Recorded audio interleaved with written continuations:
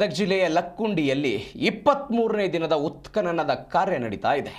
ಕೋಟೆ ಶ್ರೀ ವೀರಭದ್ರೇಶ್ವರ ದೇಗುಲ ಬಳಿ ಉತ್ಖನನದ ಕಾರ್ಯ ಇದು. 7 ವಿವಿಧ ಮಣ್ಣಿನ ಸ್ತರಗಳನ್ನು ಪುರಾತತ್ವ ಸಿಬ್ಬಂದಿಯವರು ಗುರುತಿಸಿದ್ದಾರೆ. 10 ಜನ ಕಾರ್ಮಿಕರಿಂದ ಈ ಉತ್ಖನನ ಕಾರ್ಯ ಮುಂದುವರೆದಿದೆ. ಕೆಲ ದಿನದಿಂದ ಉತ್ಖನನ ಜಾಗದಲ್ಲಿ ಪ್ರಾಚೀನ ವಸ್ತುಗಳು ಸಿಕ್ಕಿರಲಿಲ್ಲ. ಇದೀಗ 10 by 10 ಸ್ಕ್ವೇರ್ ಫೀಟ್ ಸುತ್ತಳತೆಯಲ್ಲಿನ ಗೋಡೆಗಳು, ಆದರೆ ಈವರೆಗೂ ಕೂಡ 40ಕ್ಕೂ ಹೆಚ್ಚು ಪ್ರಾಚೀನ ಅವಶೇಷ ಪತ್ತೆಯಾಗಿರೋದು. ಅಂದರೆ ಅಲ್ಲಿ ನಿಧಿ ಸಿಕ್ಕ ನಂತರ ಇದನ್ನು ಶುರು ಮಾಡಲಾಗಿತ್ತು. ಕೋಟೆ ಶ್ರೀ ವೀರಭದ್ರೇಶ್ವರ ದೇವಸ್ಥಾನದ ಅಂಗಳ ಏನಿದೆ, ಆ ಅಂಗಳದಲ್ಲಿ ಉತ್ಖನನ ಕಾರ್ಯವನ್ನು ಕೈಗೊಳ್ಳಲಾಗಿತ್ತು ಪುರಾತತ್ವ ಇಲಾಖೆಯಿಂದ. ಅನೇಕ ವಸ್ತುಗಳು, ಅಂದರೆ ಈ ಹಿಂದೆ ಒಂದು ಸರ್ಪ ಕಾಣಿಸಿಕೊಂಡಿತ್ತು, ಕೆಲವೊಂದಿಷ್ಟು ಒಡೆದಂಥ ಮಡಿಕೆಗಳು ಕೂಡ ಅಲ್ಲಿ ಸಿಕ್ಕಿತ್ತು. ಅಂದರೆ ಅಲ್ಲಿ ಚಾಲುಕ್ಯರು, ರಾಷ್ಟ್ರಕೂಟರು, ಹೊಯ್ಸಳರು ಆಡಳಿತವನ್ನು ನಡೆಸಿದರು ಅನ್ನುವಂತಹ ಒಂದು ಕಾರಣಕ್ಕಾಗಿ ಅದರ ಗತ ವೈಭವವನ್ನು, ಅಂದರೆ ಈ ಹಿಂದೆ ಏನೇನಾಗಿತ್ತು, ಯಾವೆಲ್ಲ ಪ್ರಾಚೀನ ವಸ್ತುಗಳು ಇಲ್ಲಿ ಸಿಗಬಹುದು ಅನ್ನುವಂಥ ಲೆಕ್ಕಾಚಾರದಲ್ಲಿ ಪುರಾತತ್ವ ಇಲಾಖೆ ಇಂಥದ್ದೊಂದು ಪ್ರಯತ್ನವನ್ನು ಮಾಡ್ತಾ ಇದೆ. ಇದೀಗ ಕೋಟೆ ಶ್ರೀ ವೀರಭದ್ರೇಶ್ವರ ದೇಗುಲ ಬಳಿ ಉತ್ಖನನದ ಕಾರ್ಯ ಮುಂದುವರೆದಿದೆ ಲಕ್ಕುಂಡಿಯಲ್ಲಿ.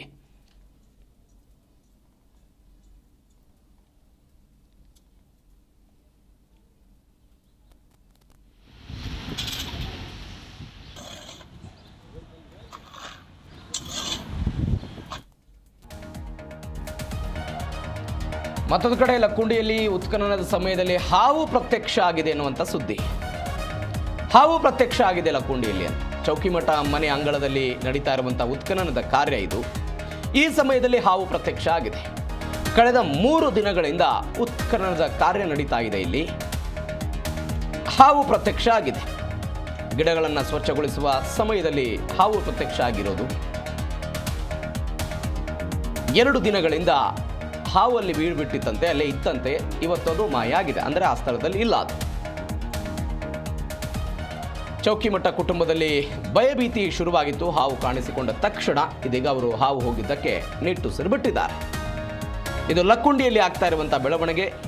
ಅಂದರೆ ಅಲ್ಲಿ 101 ದೇವಸ್ಥಾನಗಳಿದೆ, 101 ಬಾವಿಗಳಿದೆ ಎನ್ನುವಂಥ ಪ್ರತೀತಿ.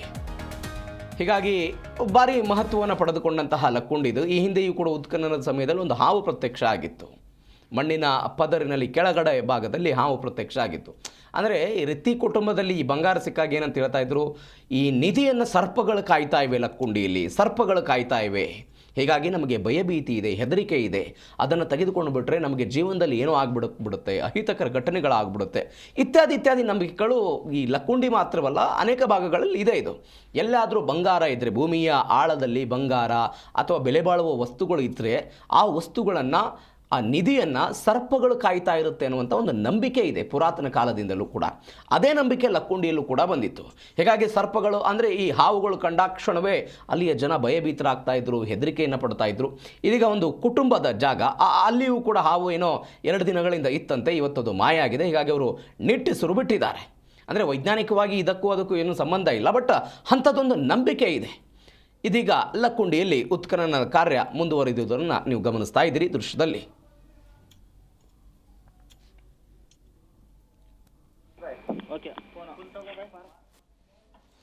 ದೃಶ್ಯದಲ್ಲಿ ನೀವು ಗಮನಿಸ್ತಾ ಇದ್ದೀರಿ ಲಕ್ಕುಂಡಿಯಲ್ಲಿ ಹಾವು ಇರೋದನ್ನು ನೋಡ್ತಾ ಇದ್ದೀರಿ. ಉತ್ಖನನದ ಸಮಯದಲ್ಲಿ ಹಾವು.